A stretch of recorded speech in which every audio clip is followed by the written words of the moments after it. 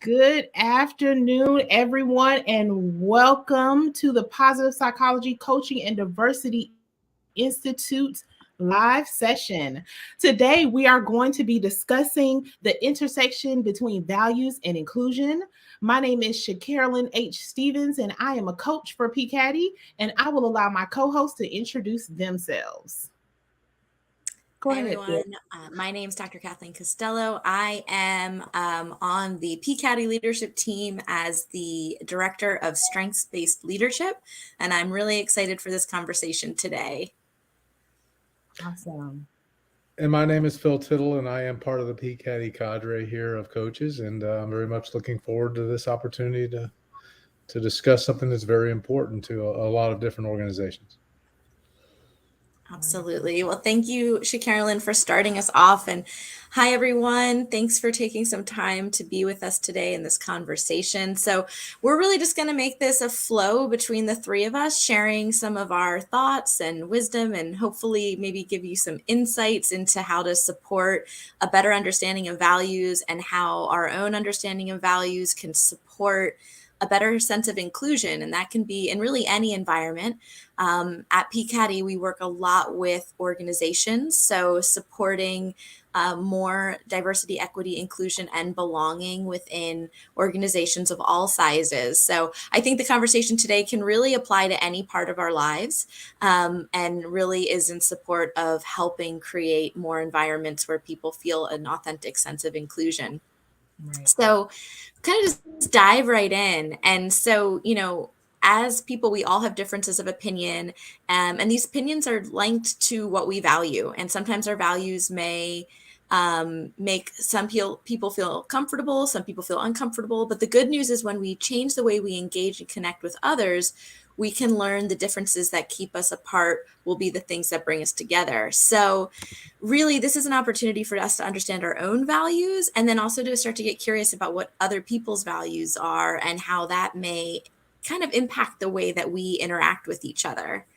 And so I just wanted to first, open up to the group kind of when you think about this idea of the intersection between values and inclusion, what arises for you? What thoughts come to mind?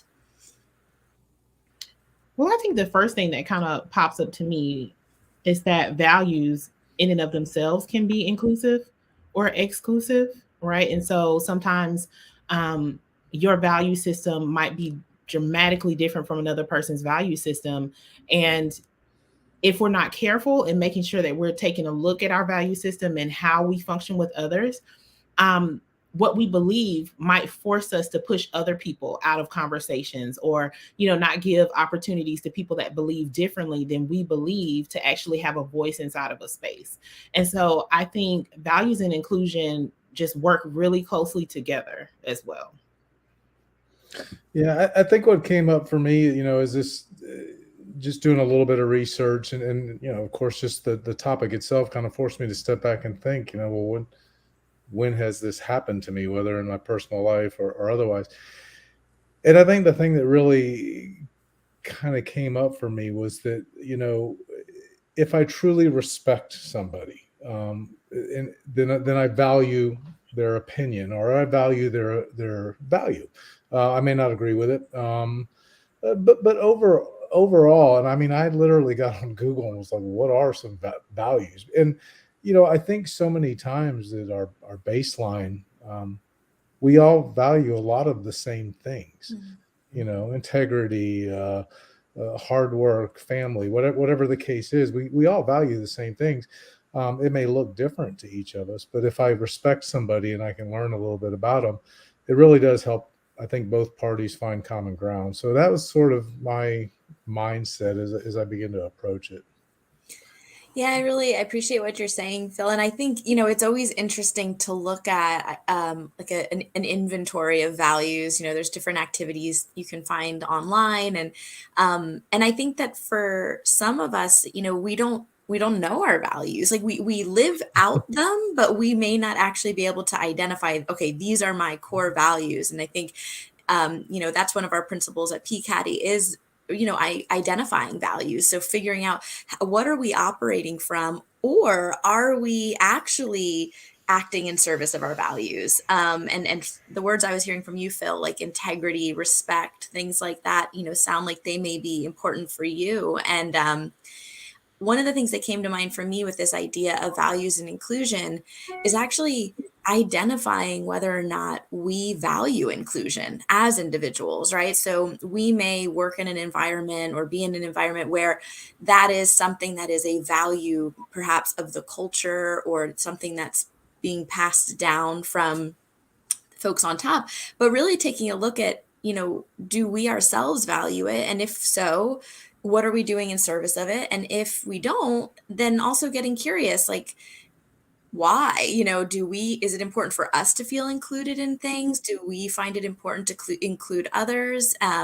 So I just thought I really appreciate what you said, Phil, because I think this kind of conversation just gives us all a chance to dig a little deeper and actually see, like, okay, what's operating below the surface. Shay, did you have something you were going to add?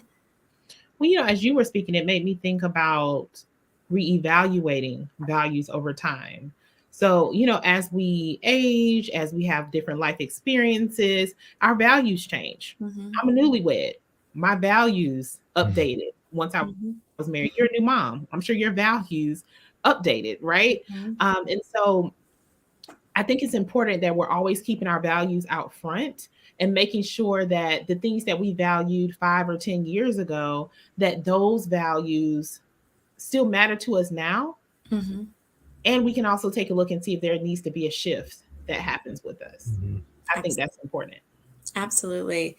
Well, I think maybe this is a good opportunity to just define some terms, right? So we're kind of throwing around this term value and this term inclusion. So just to pull up the definition of both, and we can chime in if, we kind of agree on these definitions. But for a basic one, values is a person's principles or standards of behavior, one's judgment of what's important in life. And like Carolyn was saying, that can change over time. And then inclusion, I had two definitions. One is the action or state of including or being included within a group or structure. And then I think this one kind of goes to a little bit of what we've been talking about kind of within organizations, the practice or policy of providing equal access to opportunities and resources for people who might otherwise be excluded or marginalized, such as those who have physical or intellectual disabilities and members of other minority groups. So, those were two definitions I pulled from the online dictionary. Just curious, do those both resonate for you, or do you have different thoughts when you think of either the term values or inclusion? I think for me, as I read the definition and I kind of compare, I think you hit on a key point. It really does. It forced me, at least, to sort of enact the question. Sorry, is that feedback? Yes. I think you're good now. Yeah, you're fine.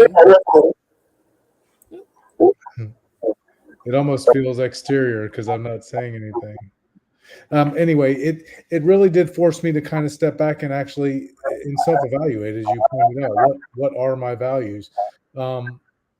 Because I think, as you said, and that really struck a chord with me, is we're living out our values day to day, because they're so ingrained into us. But I don't know that we've ever stopped to put something, a label on them. So if you don't know what your values are, it's kind of hard to understand when somebody external comes into your circle, whatever that happens to be, and you have a difference of opinion. Are they in fact violating your values, or are you just being exposed to something you've never been exposed to before? And then that's where that shift takes place. Well, maybe there's a value I've never really thought about, and this person or this group or whatever it is enlightening me to something new. Am I prepared to learn? Am I showing up present for that? Yeah. I think as I was looking at the definitions and kind of blending them, two things popped out to me, and that was principles and structure. Right. And so when you think about the idea of your principles, what are your principles for life? what are your principles for your professionalism? How do you show up on your job, right? And then when we think about inclusion, I think about structure, because so often, because we have excluded others, our structures, our scaffolding for our organizations could be a lot stronger, right? But we don't even know or take the time to figure out what other gifts that people have. And so I think that's really important as well. We know, based on the Harvard Business Review and the research that they have done, that diverse teams are smarter, right? We're able to have conversations from different aspects and different levels of understanding. We're able to have a hodgepodge of different skill sets added to the group that can be utilized in creative and very unique ways. And so I think that's the upside to inclusion for sure.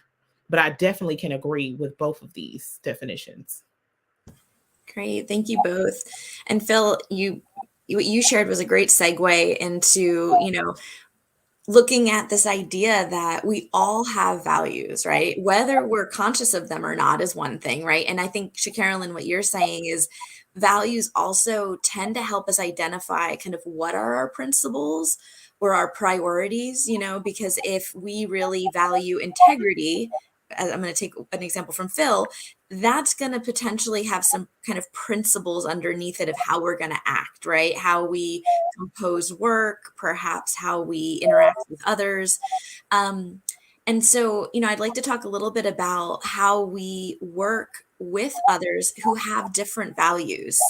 And I always like to give this example. I think I've given it on a few LinkedIn Lives, so sorry, y'all, if you've heard it before, but I always say, one of my top values is kindness, right? And so if I'm in a workplace and someone else may have a high value of efficiency, their conversations may seem, in my mind, less kind because they may be more terse or to the point, or because they value efficiency, right?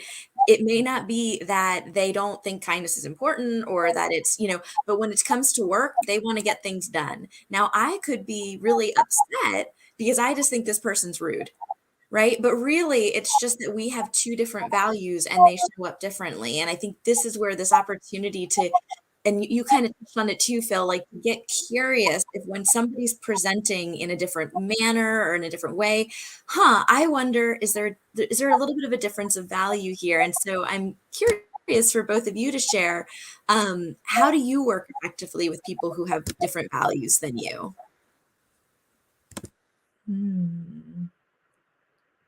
Well, I tend to coach from the intersection of biology, psychology, and theology. And so in the arenas that I'm in, they're typically faith-based arenas. And so efficiency that lacks kindness is actually less efficient for us and for our purposes, which is always very interesting as well. And so I have had to find balance between, efficiency and, like you said, looking at what shows up with different people, and really taking all of that out and really learning what their heart is. I don't think you can really have a team without doing some kind of team building exercises, really getting to know what's happening for this person personally. What's going on? How many siblings do they have? Do they have a brand new baby, or, are they facing life challenges right now? I think that is so important because it gives you a more insight into who you're working with and how better to work with them and serve them. And so it's interesting that you use that analogy, because I'm always like, how can we be efficient without bulldozing, right? Because we definitely want to make sure that, we're being kind to people. Leadership rises and falls on kindness for me. Like, that is it. I'd rather have someone that's less efficient, but more kind. And that's just me being honest. I mean, me too, but that's where it's been a good growth edge. How about you, Phil? I mean, I reflected back on this as we was kind of preparing for this, and there was a time. I mean, I'll admit it. There was a time when you run up against I'll call it a conflicting value, where our instinct, whether for whatever reason, a lot of people's instinct is okay. Well, this is an adversary, and I have to overtake this adversary, whether that's forcing my opinion, having a stronger will, whatever the case is. And and it's just been proven. I mean, I think you get a little, I won't even say older, but I think more exposure, you begin to find out, as you both pointed out, that there's a reason. And instead of uh, instead of trying to seek to just outdo that other person, or I seek to find out why. And that's something really, if I'm being honest, the coaching has certainly helped me with that. Just learning some of those key principles about getting curious and thinking, well, why are they reacting that way? Is it a normal habit pattern? Is it a one-off thing? Is it specifically related to this particular event? And if so, why? What's the reasoning behind it?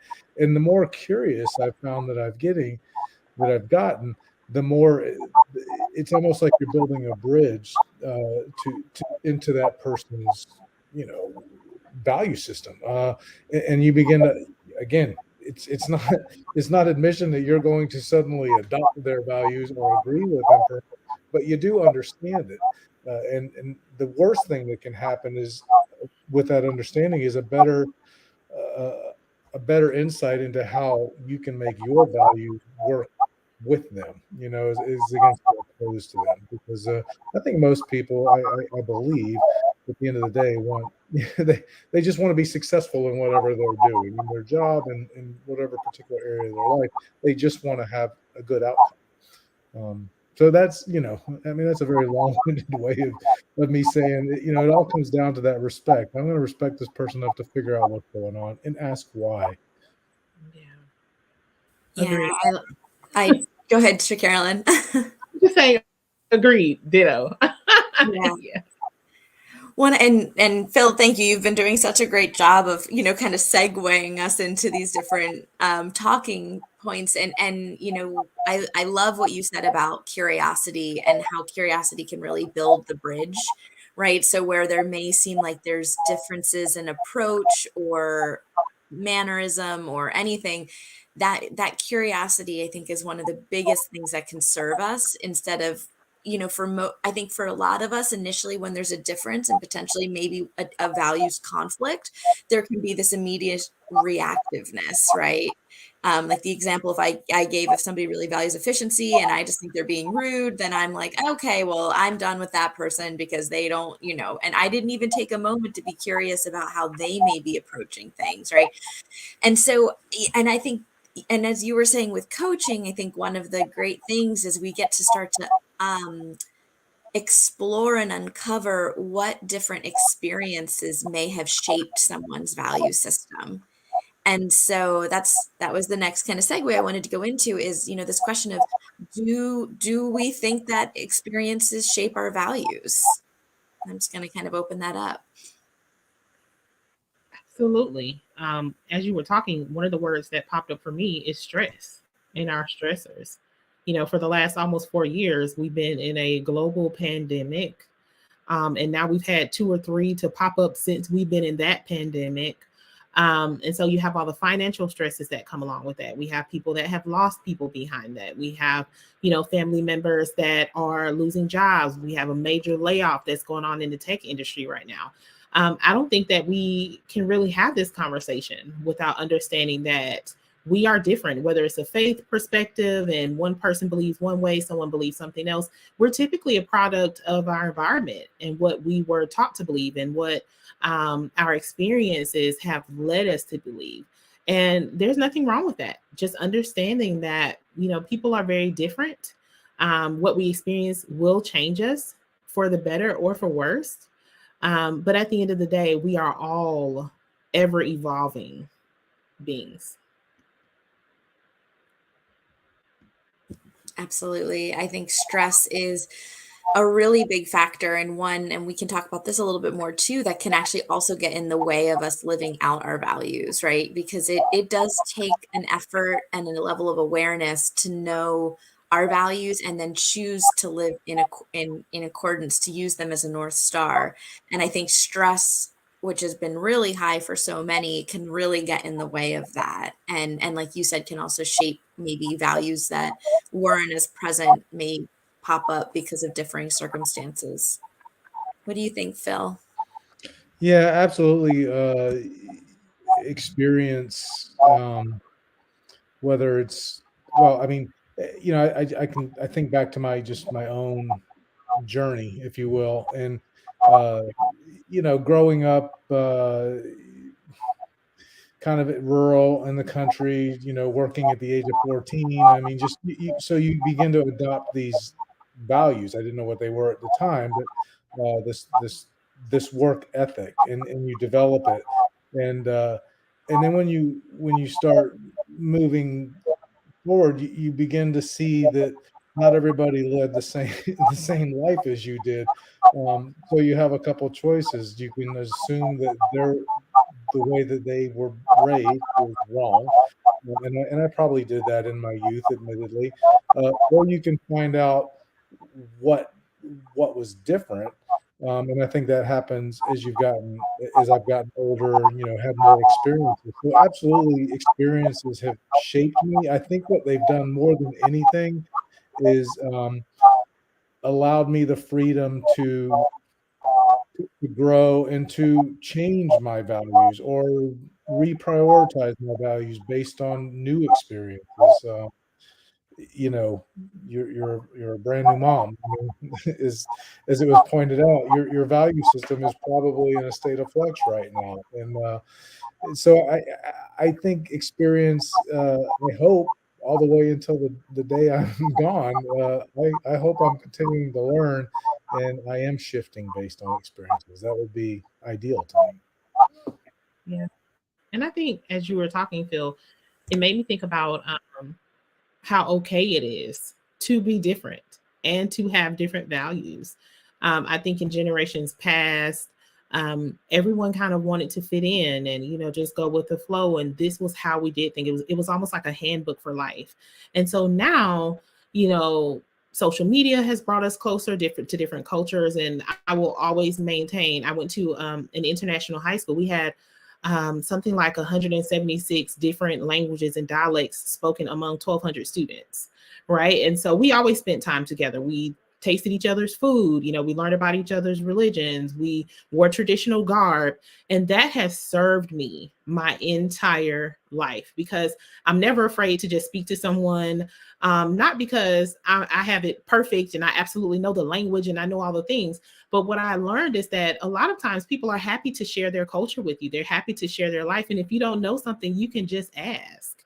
Right. And so I think it's really important that we allow people and allow it to be okay in the different spaces that we're in to be different and just let people live how they are and believe what they believe. Yeah, to Kathleen's point, I mean, I think I can give a perfect example of environment and how it shifts values. Um, I grew up in rural Georgia, and I don't need to tell you. Well, I grew up in the early '80s, late '70s, early '80s. I don't need to tell you the type of environment, and I'm not trying to stereotype and broadcast, the people from the South. But in rural Georgia, I was exposed to things that are not they're not proper by anybody's ethical standards. So I heard language, I saw behaviors, I was exposed to things very early on. Um, that was my environment. And then I joined the military, where I mean, if you look at the military, they were on the cutting edge back in the '50s of integration. I mean, they were doing integration before anybody in the public was doing it because they realized early on that diversity and inclusion actually got the job done, and it did it better than it had been done in the past. Um, so that was the environment I was exposed to. So that experience very much changed my view of the world and the people around me and what they, to use a military term, and I hate using it, but what they brought to the fight. Because of their diversity, I maintain this opinion, and it's only my opinion. Uh, we are the greatest military force in the entire world because of our diversity, quite frankly. So yeah, there's two examples of two environments that absolutely two experiences that really changed uh, my value system and my uh, just my outlook.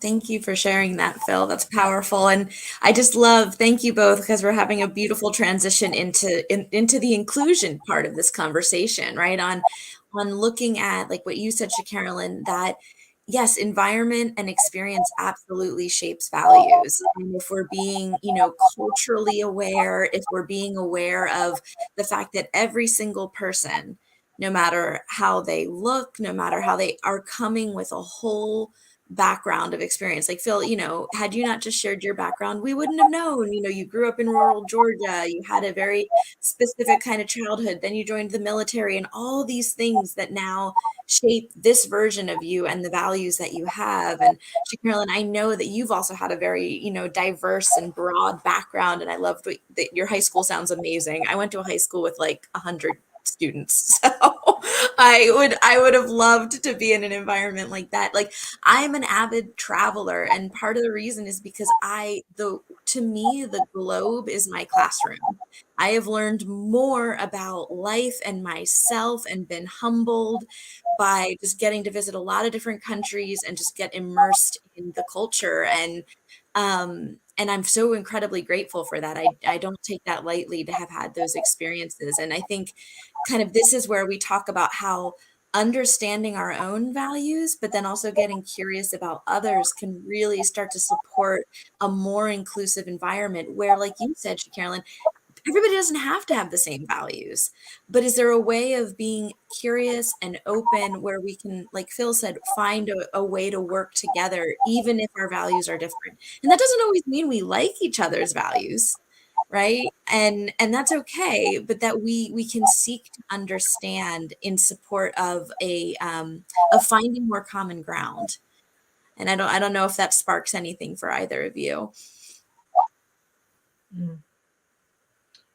Yeah, common ground I think is key. It's very important. Um, One of you were talking about, kind of the worst that can happen, and I typically tend to look at that. When I was getting my master's in positive psychology, we had this book called The Upside to Your Dark Side, right?